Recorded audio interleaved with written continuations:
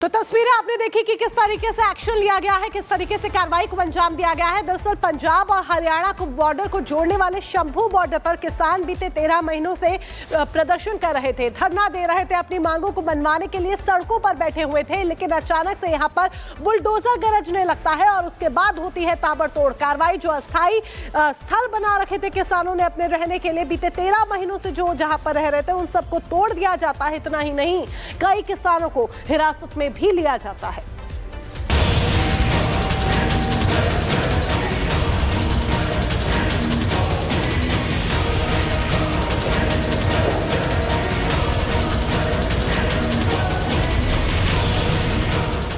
किसानों के टेंट पर बुलडोजर चला रही ये पंजाब सरकार है।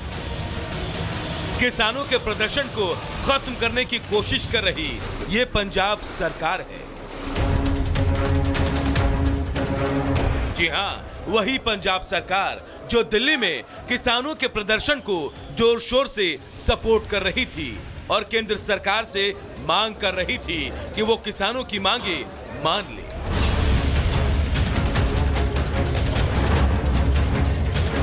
अब उसी पंजाब सरकार को किसानों का यह प्रदर्शन किसी तरह का रोड़ा नजर आ रहा है। मंगलवार को यही रोड़ा हटाने के लिए पंजाब सरकार के बुलडोजर शंभू बॉर्डर पर पहुंच गए। पुलिस ने टेंट उखाड़ दिए,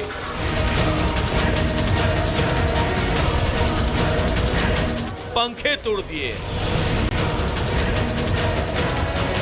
फिर टिन के बने अस्थायी शेड को भी गिरा दिया।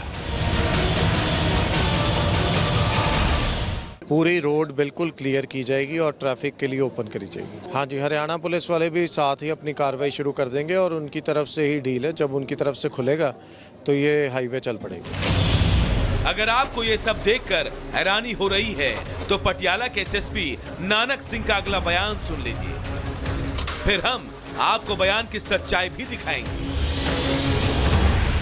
ड्यूटी मजिस्ट्रेट्स की प्रेजेंस में पुलिस की तरफ से क्लियर करवाया गया है। आफ्टर गिविंग प्रॉपर वार्निंग इनको दी गई थी और उसके बाद ये सारा क्लियर करवाया गया है। कुछ लोगों ने अपनी विलिंगनेस दी थी कि हम घर जाना चाहते हैं, तो उनको बसेस में बिठा के घर भेजा गया। नहीं, हमें कोई यूज़ ऑफ फोर्स नहीं करनी पड़ी, कोई रेजिस्टेंस नहीं था। बहुत अच्छी तरह से किसानों ने कोऑपरेट करा है और खुद ही वो बसेस में बैठ के। किसानों को हटाने के लिए बल प्रयोग नहीं किया गया। इसकी सच्चाई तो कई वीडियो में दिखाई भी दी। कुछ किसानों को पुलिस टांग कर ले गई तो कुछ को जबरदस्ती हटाया गया।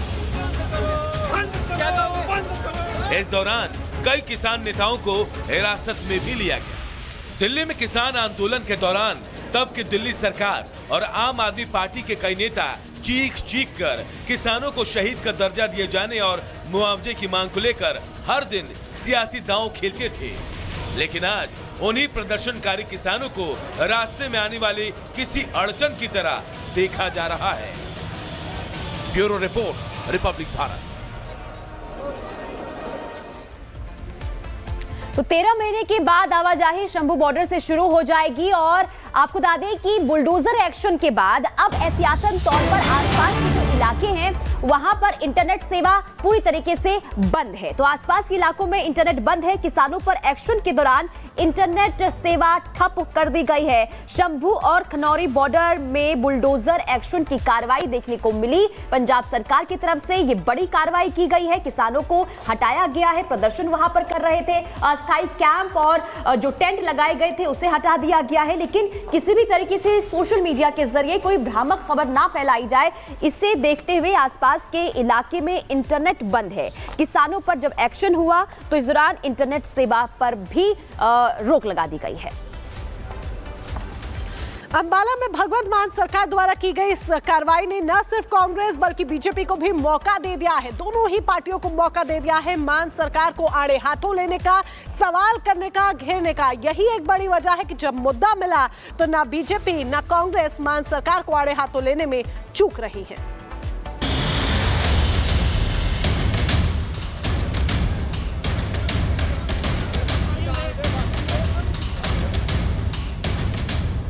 पंजाब हरियाणा के शंभू बॉर्डर पर जैसे ही किसानों के टेंट हटाने की तस्वीरें सामने आने लगी, सियासत भी गर्मा गई। बीजेपी और कांग्रेस का डबल अटैक मान सरकार पर होना शुरू हो गया। हमले की शुरुआत कांग्रेस की तरफ से हुई। कांग्रेस ने इस पूरी कार्रवाई को साजिश बताया। पंजाब के किसानों के ऊपर, पंजाब के ऊपर ये एक बड़ी विपदा का दिन है। एक साजिश के तहत पूरी किसानी पे हमला पंजाब में किया जा रहा है। बड़ी फौजें वहां खड़ी कर दी हैं। 5000 आदमी से ज्यादा पुलिस का, यहां से सीआरपी और पूरी बटालियनें भेजी जा रही हैं। किसान, गरीब और मजदूर से विश्वासघात का सबसे बड़ा अध्याय भाजपा की केंद्र सरकार और पंजाब की आम आदमी पार्टी की सरकार ने मिलकर लिखा। बॉर्डरों पर लाठियां मारी गई, टेंट तोड़ दिए गए, स्टेज धराशाही कर दिए गए, लोगों को गिरफ्तार किया जा रहा है। सवाल यह है कि आखिर क्यों? बीजेपी ने भी इस मामले में पंजाब सरकार की कार्रवाई की निंदा की। पंजाब सरकार बहुत जिन्नी मैं समझदा निंदा की जाए उन्नी घट आ। उदों तुसी दिल्ली की गल करदे सी, तुसी तां पंजाब दी सरकार हो। साडा विरोध करके थोनू वोटां पाइयां, थोड़ी सरकार बनाई। अज तुसी शर्म करो भगवंत मान साहब। शिरोमणि अकाली दल ने तो कटाक्ष करते हुए कह दिया कि भगवंत मान का मानसिक संतुलन बिगड़ चुका है। मुझे तो लगता है ये भगवंत मान का बिल्कुल मानसिक संतुलन पूरी तरह से बिगड़ गया है। मुझे समझ नहीं आ रही कि इसके अंदर बेअंत सिंह की रूह आ गई है कि इसका मानसिक संतुलन बिगड़ गया है। हैरानी की बात, अब डल्लेवाल साहब जिन्होंने 50 दिन एक फास्ट अनटू डेथ रखा था, वो बेचारे वो बिस्तरे से उठने लायक भी नहीं है, अब उनको भी डिटेन कर लिया।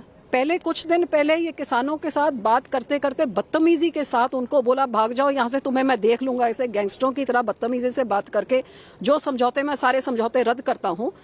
वोटों के टाइम में ये भगवंत मान ने जाके इन सारे किसानों के पैरों को हाथ लगा के चुटकी में 5 मिनट में एमएसपी मैं दूंगा, मेरी सरकार बनाओ।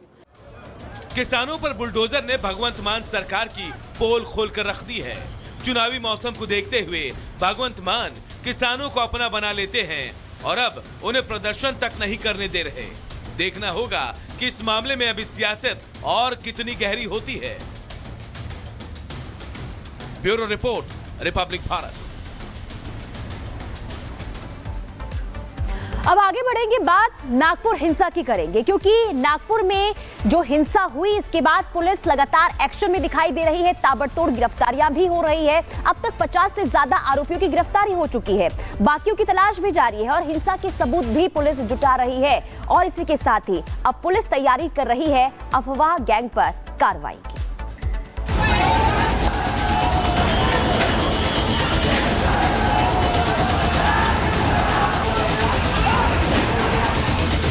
नागपुर हिंसा में सब कुछ राख हो गया और अब उन साक्ष्यों को टटोला जा रहा है, उन सबूतों की पड़ताल की जा रही है जिससे हिंसा के एक एक सुराग तक पहुंचा जा सके। नागपुर प्रशासन एक्टिव है और घर घर जाकर जली गाड़ियों की तफ्तीश कर रही है, जायजा ले रही है, हिंसा में हुए नुकसान का लेखा जोखा तैयार कर रही है।